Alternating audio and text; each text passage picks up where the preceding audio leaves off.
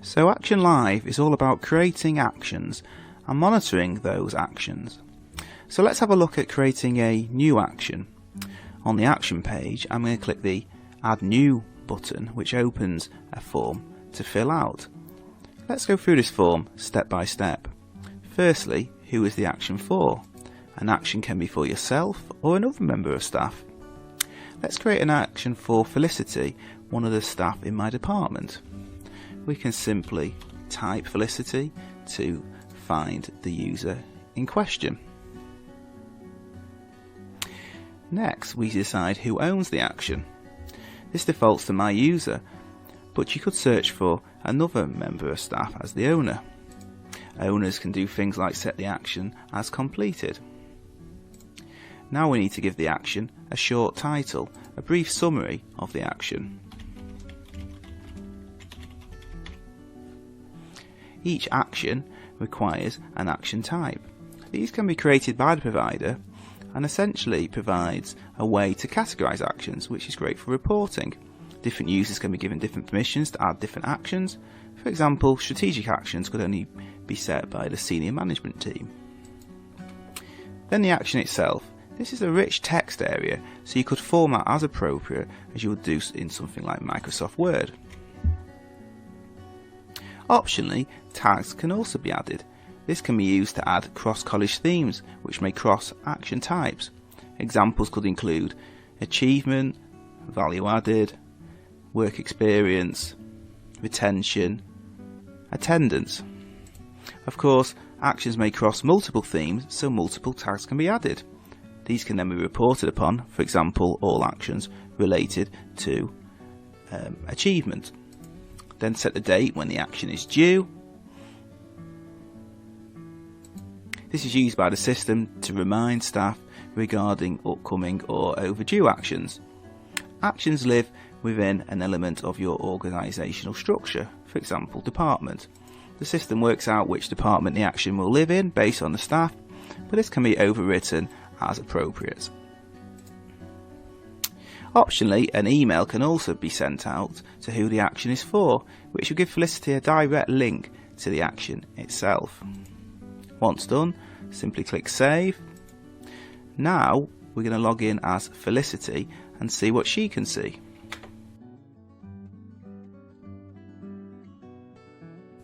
Here I have logged in as Felicity. Felicity will see a list of actions sorted by the most pressing first. This list can be filtered as appropriate, for example, for just ongoing actions. New unread actions will appear in bold, similar to unread emails. Felicity can view actions as a list or in a scorecard fashion.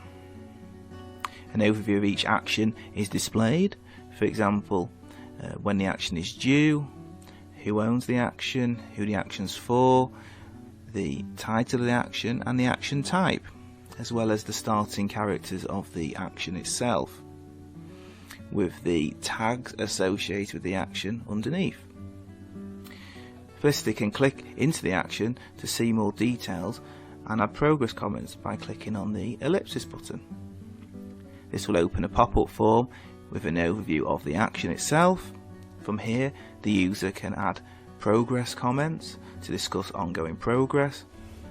A comment can be created, and optionally, hours or progress can also be set. Hours could be particularly useful for staff CPD actions, for example. Now we're going to log back in as the owner, John, to see what he can do with the action now.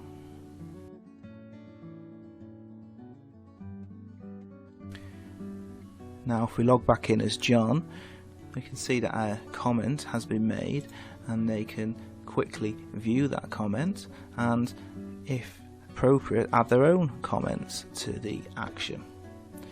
If we go back to the comments tab, John can add his own comment, and because he is the owner of the action, they can set the action stage. This is the ongoing status of the action, for example, whether it's ongoing, not completed, completed or cancelled. The college can even set their own stages depending on the action type. For example, you could have a red, amber and green system. Let's set this as completed. This is later used for reporting to look at how many actions are completed or ongoing and how many have a positive or negative outcome.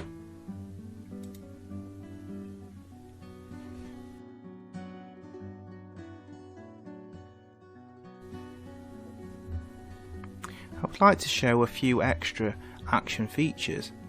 You may wish to capture specific responses within an action. The college can set up their own templates for capturing data depending on the action type. This might be useful for a self-assessment type action. Here you can define your own labels, the type of input. For example, that could be a text area, it could be a customized drop down, it could be a checkbox, date field, or even time field.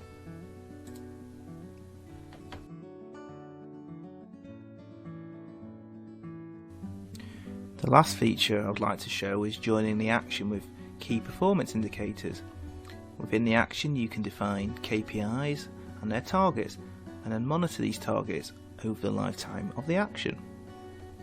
For example, here we can see that the target for college achievement is set to 90%, and you can review the interventions over time and how these relate to the KPIs over time. Was that intervention successful in improving those KPIs or not?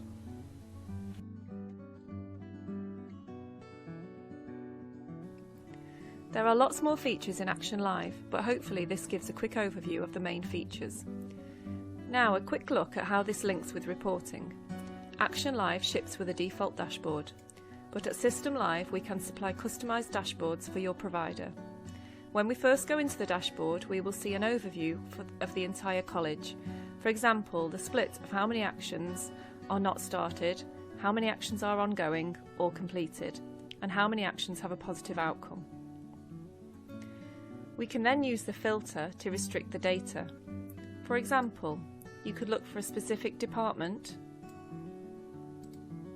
type of action, or action theme, or tag. You can even look at all actions for a specific member of staff, for example Felicity. Then simply reload the dashboard. If we look at what else is in the dashboard, we can compare the status of different types of actions. We can look at each individual member of staff or area of the college structure and see a direct comparison. Thank you for listening, and please get in touch for further information or look at our website at www.system-live.com.